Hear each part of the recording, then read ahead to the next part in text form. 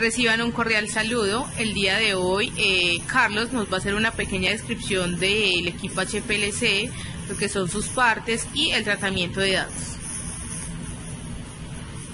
Buenos días.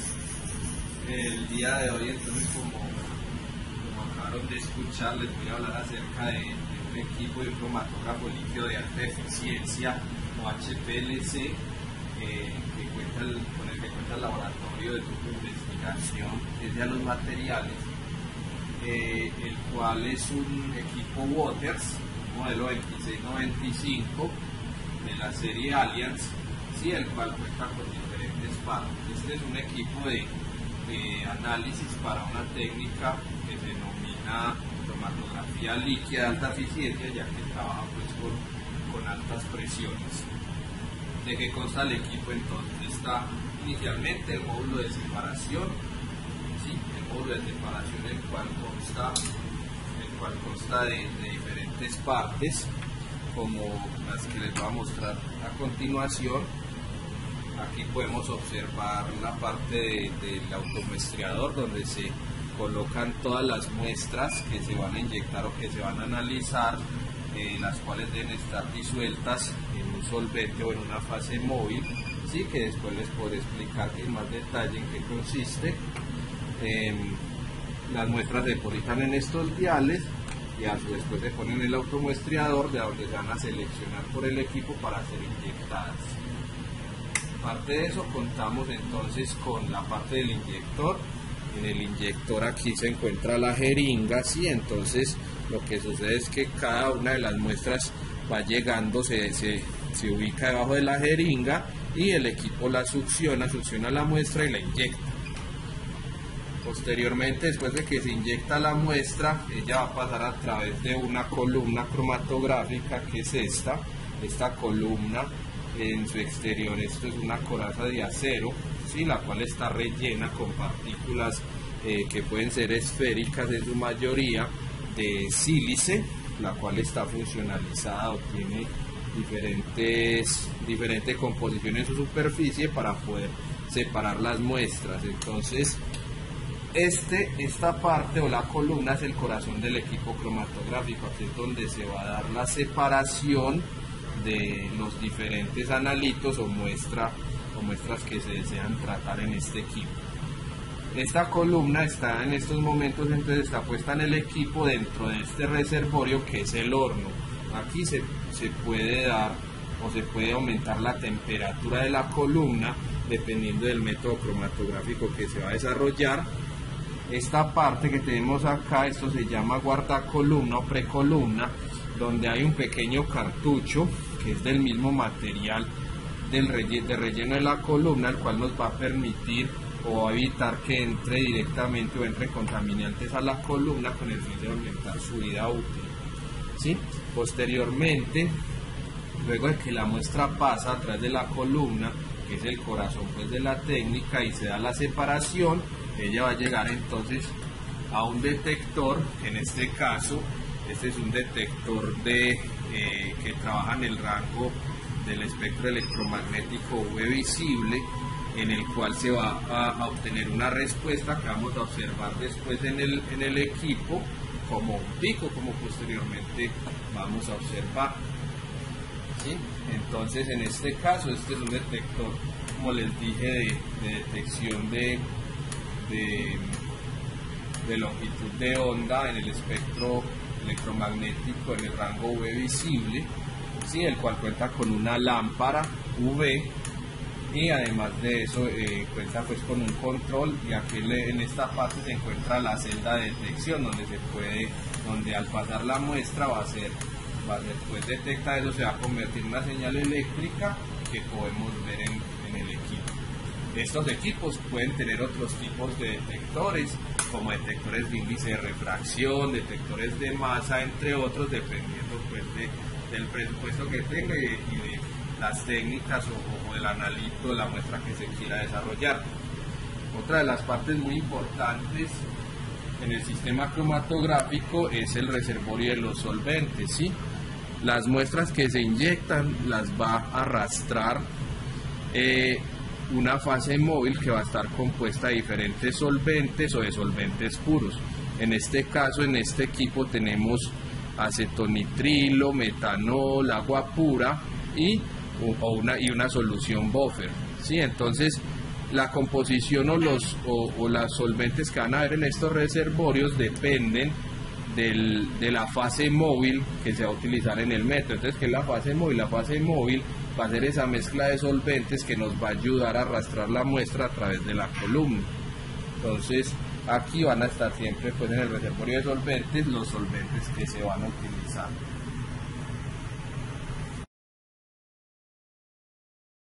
Para preparar una muestra para ser analizada por HPLC, esta muestra debe cumplir con diferentes requerimientos.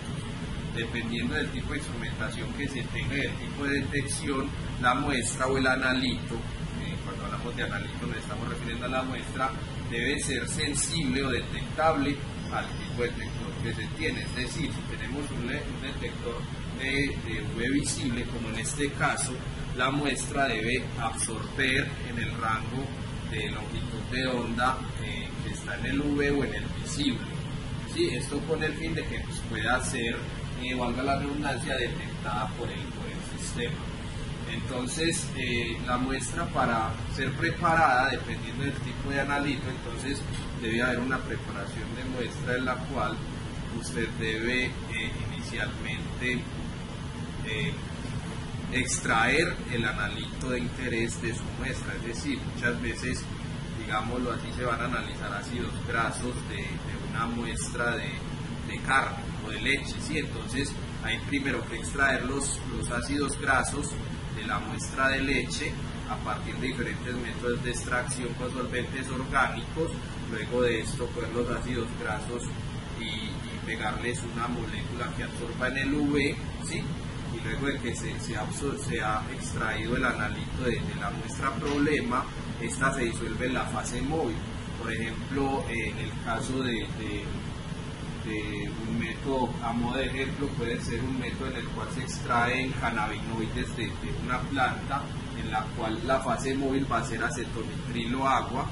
Entonces, en una proporción de acetonitrilo agua 65-35. Entonces, en este caso, el analito, mi muestra problema, debe ser soluble en esa mezcla de acetonitrilo con agua, ¿sí? Entonces, después de que ya hace la preparación de la muestra, entonces la muestra se diluye en un volumen de aproximadamente 1 mililitro, ¿sí? Pero la muestra siempre en estos equipos debe ser filtrada a través de diferentes filtros con un tamaño de poro pequeño. ¿Por qué? Porque como pueden observar, estos equipos tienen unos capilares, unas tuberías con diámetros internos muy pequeños. Entonces la muestra debe estar totalmente filtrada para evitar que las impurezas que puedan haber desde la matriz de donde provienen puedan obstruir la tubería y causar aumentos de presión. Entonces es bien importante realizar entonces una adecuada filtración de la muestra previo a la inyección. Entonces, luego de que se ha preparado la muestra, se ha filtrado previamente, entonces esta se va a depositar en el automuestreador en uno de estos reservorios, ¿sí? El cual se deposita nuevamente en el equipo, y después desde el software le vamos a dar la orden que nos inyecte que tome un volumen de inyección de la muestra, el cual especificamos nosotros como usuarios del equipo. Entonces, luego de que se comienza la inyección, entonces recordemos entonces que luego de que se pone la muestra, esta va a ser o una cantidad de esta muestra va a ser tomada del vial a través de la jeringa.